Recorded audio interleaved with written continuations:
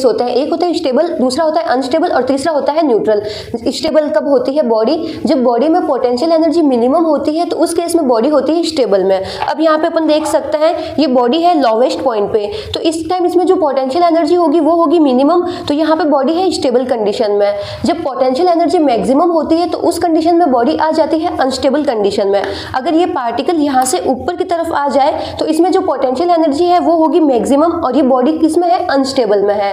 तीसरी आती है न्यूट्रल। अब न्यूट्रल में पोटेंशियल एनर्जी चेंज नहीं होती है। अब ये पार्टिकल है, अभी है ये यहाँ पे, अब इस पार्टिकल को अगर मैं मोशन में लेके आ जाऊँ और ये पार्टिकल आ जाता है यहाँ पे, तो इसकी पोटेंशियल एनर्जी चेंज नहीं हुई। जितनी ये पार्टिकल यहाँ पे था उस टाइम पोटेंशियल एनर्जी थी, उतनी ही पोटेंशियल एनर्जी इसकी इस केस में भी है, तो ये हुई neutral condition. Thank you. Hello everyone, I am Khushboo Thak and welcome to all of you, आपका अपना चैनल शिक्षा मिशन। तो आज अपन न्यू टॉपिक स्टार्ट करेंगे इक्विलिब्रियम। तो जिसको साथ में नोट डाउन करना है वो नोट डाउन कर सकते हैं और इसके नोट्स डिस्क्रिप्शन में अवेलेबल है, आप वहां पे डाउनलोड कर सकते हैं, इसकी पीडीएफ आपको मिल जाएगी। और जो साथ में नोट डाउन करना चाहते हैं वो साथ में नोट डाउन कर सकते हैं। स्टार्ट करते हैं अपन इक्विलिब्रियम। अब बॉडी इक्विलिब्रियम में कब होती है? तो इक्विलिब्रियम वह कंडीशन है जिसमें बॉडी पे लगने वाला नेट फोर्स क्या होता है? जीरो है। जैसे यहाँ पे अगर कोई एक बॉडी है, उस बॉडी पे अगर नेट फोर्स अगर जीरो है, इस बॉडी पे लग रहा है एक फोर्स लग रहा है यहाँ से, एक फोर्स लग रहा है यहाँ से, एक फोर्स लग रहा है यहाँ और एक फोर्स लग रहा है ऊपर से, तो इस पे 4 फोर्स लग रहे हैं और चारों फोर्स का जो अपन को नेट सम मिलता है वो अपन को मिलता है जीरो।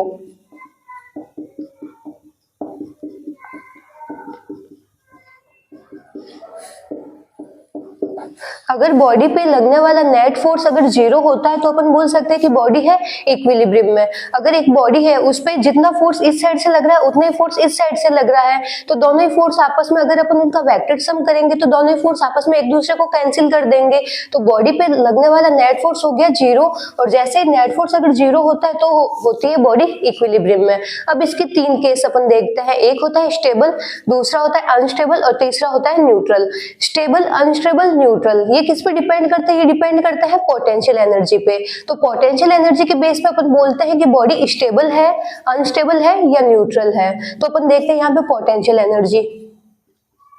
पोटेंशियल एनर्जी और वर्क में क्या रिलेशन है? अपन देखते हैं change in potential energy. Change in potential energy अपन को मिलती है minus work done by conservative force. अगर कंजर्वेटिव फोर्स के द्वारा अपन जितना भी वर्क कर रहे हैं उसका अगर अपन नेगेटिव साइन लेंगे तो वो अपन को किसके बराबर मिलेगा? Change in potential energy. मतलब अगर अपन किसी बॉडी पे वर्क कर रहे हैं तो उसकी पोटेंशियल एनर्जी में चेंज होगा, तो यहाँ से अपन को ये रिलेशन मिलता है। अब वर्क क्या होता है? फोर्स इंटू डिस्प्लेसमेंट, तो अपन इसको ऐसे लिख सकते हैं। अब यहाँ पे जो फोर्स अपन कंसिडर कर रहे हैं, वर्क कंसिडर कर रहे हैं, वो कंसिडर कर रहे हैं एक्स डायरेक्शन में, कि एक्स डायरेक्शन में कितना वर्क हो रहा है। तो वर्क का फॉर्मूला होता है फोर्स इनटू डिस्प्लेसमेंट। अब यहाँ से अपन फोर्स की वैल्यू निकाल सकते हैं। फोर्स अपन को क्या मिल जाएगा? Minus D by D x.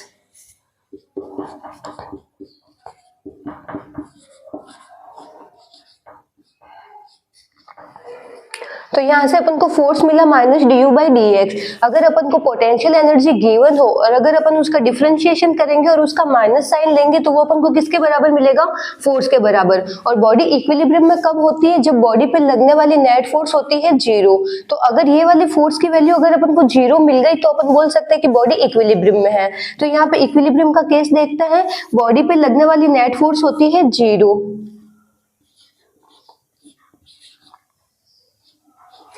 तो अगर अपन को पोटेंशियल एनर्जी गिवन होती है तो पोटेंशियल एनर्जी का अपन करेंगे डिफरेंशिएशन और उसको कर देंगे जीरो के बराबर। अगर वो वैल्यू अपन को जीरो के बराबर मिलती है तो अपन को मिलती है कि बॉडी है इक्विलिब्रियम में। अब इक्विलिब्रियम के 3 केस होते हैं, स्टेबल, अनस्टेबल और न्यूट्रल। पहले अपन देखते हैं जो डी बाई डी एक्स है, ये अपन को क्या मिल रहा है? एक ग्राफ मिल रहा है यू और एक्स के बीच में।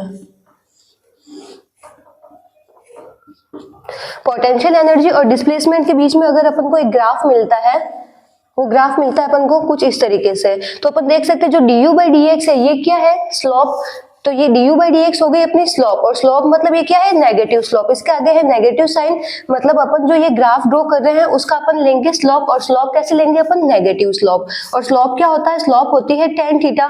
किसी भी अगर अपन को किसी की भी अगर अपन को कोई ग्राफ गिवन होता है और अगर अपन को उसकी स्लोप निकालनी होती है तो स्लोप का फॉर्मूला क्या होता है, slope is equal to tan theta. तो ये वैल्यू किसके बराबर आ गई, tan थीटा के बराबर, और ये वैल्यू किसके बराबर है, 0 के बराबर। तो यहाँ से अपन को क्या मिल गया, tan थीटा की वैल्यू अपन को मिल गई यहाँ से 0। तो tan थीटा की वैल्यू 0 कब होती है, जब थीटा होता है 0 डिग्री पे, मतलब 0 डिग्री पे अपन को जो स्लोप मिलती है, स्लोप क्या मिलती है अपन को, 0 मिलती है। और स्लोप अपन कैसे निकाल सकते हैं, du by dx की वैल्यू अगर 0 हो रही है तो वो अपन को मिल जाएगी वहां पे स्लोप, और स्लोप है 0 के बराबर। अब यहाँ पे अपन को स्लोप कहाँ कहाँ पे 0 मिल रही है, इस ग्राफ को देखेंगे तो अपन देख रहे हैं यहाँ से बनना चाहिए 0 डिग्री का एंगल, मतलब x एक्सिस के जो पैरेलल में जो भी लाइन होगी वहां पे अपन को du by dx की वैल्यू मिलेगी 0। अब x एक्सिस के पैरेलल में अपन को एक तो पॉइंट मिलता है, ये वाला पॉइंट ए, ये है x एक्सिस के पैरेलल में। अगर यहाँ पे अपन लाइन ड्रॉ करेंगे तो कुछ लाइन ऐसे आएगी और वो आएगी x एक्सिस के पैरेलल में। अब एक पॉइंट अपन को मिलता है यहाँ पे, इसको अपन ले लेते हैं पॉइंट बी। अब ये जो पॉइंट बी है ये भी क्या है, x एक्सिस के पैरेलल में, तो यहाँ पे भी अपन को du by dx की वैल्यू मिलेगी 0। और एक अपन को मिलता है यहाँ पे point C, A B C, तीनों ही केस में अपन को du by dx की वैल्यू क्या मिल रही है, 0। यहाँ पे भी du by dx is equal to 0, B point पे भी du by dx 0, और सी पॉइंट पे भी अपन को du by dx मिलेगा 0।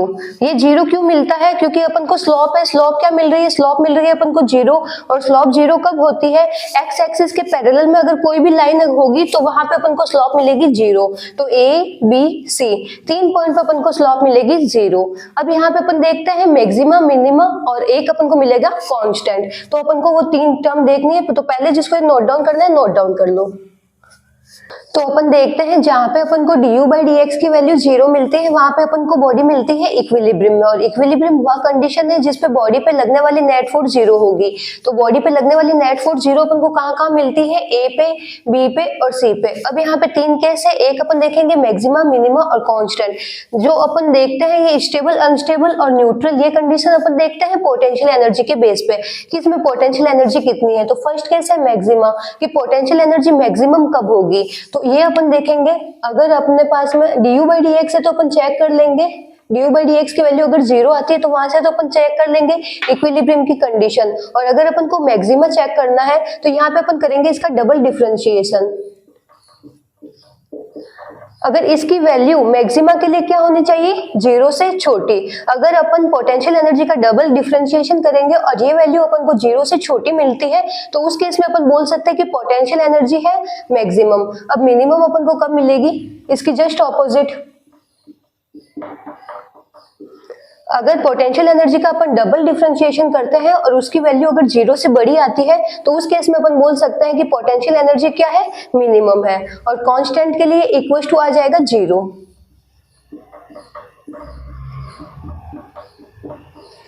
अगर अपन du by dx का डबल डिफरेंशिएशन करेंगे और उसकी वैल्यू 0 आती है तो यहाँ पे अपन को आ जाएगी कांस्टेंट। अब यहाँ पे अपन देखते हैं मैक्सिमा, मिनिमा और कांस्टेंट। तो अगर मैक्सिमा के लिए क्या आना चाहिए, इसका डबल डिफरेंशिएशन की वैल्यू आनी चाहिए 0 से छोटी। वैसे दिखने में ये लग रहा है कि ऑपोजिट है, अपन को ऐसा लगता है कि मैक्सिमा कब आएगा, जब वैल्यू 0 से बड़ी होगी तब मैक्सिमा आएगा, लेकिन इसमें अपन उल्टा लेते हैं। अगर वैल्यू 0 से छोटी है तो उस केस में अपन को मैक्सिमा मिलेगा, और वैल्यू अगर 0 से बड़ी है तो उस केस में अपन को मिनिमा मिलेगा। यहाँ पे जस्ट ऑपोजिट हो रहा है, इसको ऐसे देख के नहीं करना है कि 0 से अगर बड़ी होगी तो अपन को मैक्सिमा मिलेगा, 0 से बड़ी होगी तो वहां पे मिनिमा, 0 से छोटी होगी तो मैक्सिमा। इसमें अपन जस्ट उल्टा केस लेंगे और कांस्टेंट के लिए इसकी वैल्यू होनी चाहिए 0 के इक्वल। अब देखते हैं स्टेबल, अनस्टेबल और न्यूट्रल, ये 3 क्या केस है।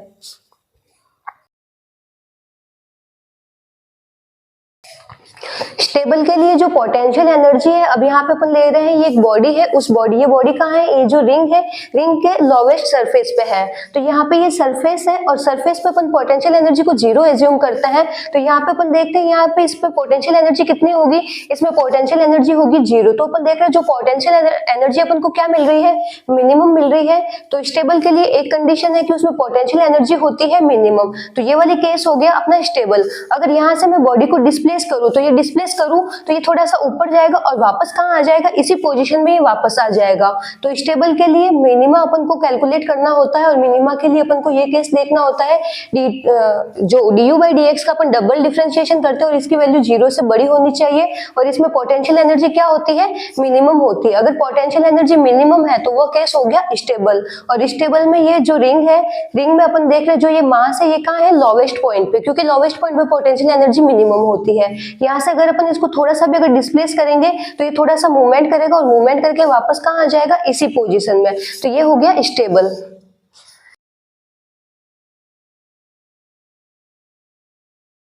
अब अनस्टेबल के लिए देखते हैं, अपन ने एक रिंग रख रखी है, रिंग के ऊपर अपन ने एक मास रख रखा है। अब यहाँ पे ये क्या चीज है, ये है अनस्टेबल कंडीशन में है। अगर मैं इस मास को थोड़ा सा भी डिस्प्लेस करूंगी तो ये मास कहाँ चला जाएगा, अनस्टेबल से आ जाएगा स्टेबल इक्विलिब्रियम में। इस केस में इसकी पोटेंशियल एनर्जी कितनी है, तो इसकी पोटेंशियल एनर्जी हो गई mgh, जितनी ये हाइट होगी वो हो जाएगी इसकी पोटेंशियल एनर्जी। इसमें इसको पोटेंशियल एनर्जी मिल जाएगी mgh। अपन ने इसको एज्यूम कर लिया कि ये h हाइट ऊपर है तो इसकी पोटेंशियल एनर्जी अपन को मिलती है मैक्सिमम, और मैक्सिमम केस में आता है अनस्टेबल वाला केस। जब पोटेंशियल एनर्जी मैक्सिमम होती है तो उस टाइम बॉडी कहाँ होती है, अनस्टेबल में होती है। और मैक्सिमम अपन कैसे निकाल सकते हैं, जब du by dx का अपन डबल डिफरेंशिएशन करते हैं तो वो टर्म अपन को क्या मिलनी चाहिए, 0 से छोटी मिलनी चाहिए। अब तीसरा केस है न्यूट्रल। अब इसमें अपन क्या कर रहे हैं, अपने पास में एक ये मास है, अपन इसको मोशन में लेके आ रहे हैं। तो अगर अपन यहाँ पे पीछे से इसको फोर्स लगा रहे हैं तो पहले ये यहाँ पे था और अब ये आ जाता है इस पोजीशन पे, न्यू पोजीशन पे आ जाता है। पहले ये था ए पे और फिर आ जाता है बी पे। तो अपन देखते हैं इस केस में पोटेंशियल एनर्जी कितनी थी और इस केस में पोटेंशियल एनर्जी कितनी है। तो ये है तो सरफेस पे, और सरफेस पे पोटेंशियल एनर्जी होती है मिनिमम। तो यहाँ पे जितनी पोटेंशियल एनर्जी है उतनी पोटेंशियल एनर्जी इसको यहाँ पे भी मिलेगी। पोटेंशियल एनर्जी किस पे डिपेंड करती है, हाइट पे। अगर मैं इस ऑब्जेक्ट को सरफेस से h हाइट ऊपर लेके जाऊंगी तो इसमें पोटेंशियल एनर्जी चेंज होगी, जबकि ये सरफेस पे ही मूव कर रहा है। पहले था ये वहां पे और अब आ जाता है यहाँ पे, तो इसकी पोटेंशियल एनर्जी चेंज नहीं हुई, पोटेंशियल एनर्जी है कांस्टेंट। तो यहाँ पे अपन को ये टर्म मिलती है।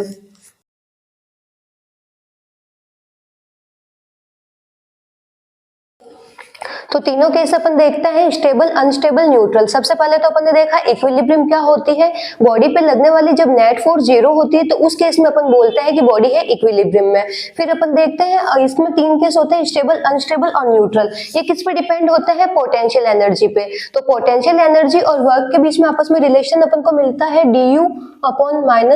du is equal to minus work done by conservative force. अगर अपन कंजर्वेटिव फोर्स द्वारा जितना भी वर्क कर रहे हैं उसका नेगेटिव साइन अपन को मिलेगा चेंज इन पोटेंशियल एनर्जी के बराबर।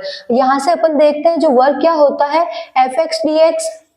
यहाँ से अपन को वर्क मिले, वर्क होता है फोर्स इनटू डिस्प्लेसमेंट। तो यहाँ से अपन को फोर्स की वैल्यू मिल गई du बाई dx। अब बॉडी इक्विलिब्रियम में कब होती है, जब उस पर लगने वाली नेट फोर्स 0 होती है। तो du बाई dx की वैल्यू जैसे ही 0 होगी तो बॉडी आ जाएगी इक्विलिब्रियम में। अब इक्विलिब्रियम में 3 केस होते हैं, stable, unstable, neutral. Stable, unstable और न्यूट्रल कब होता है, वो डिपेंड करता है कि पोटेंशियल एनर्जी कितनी है।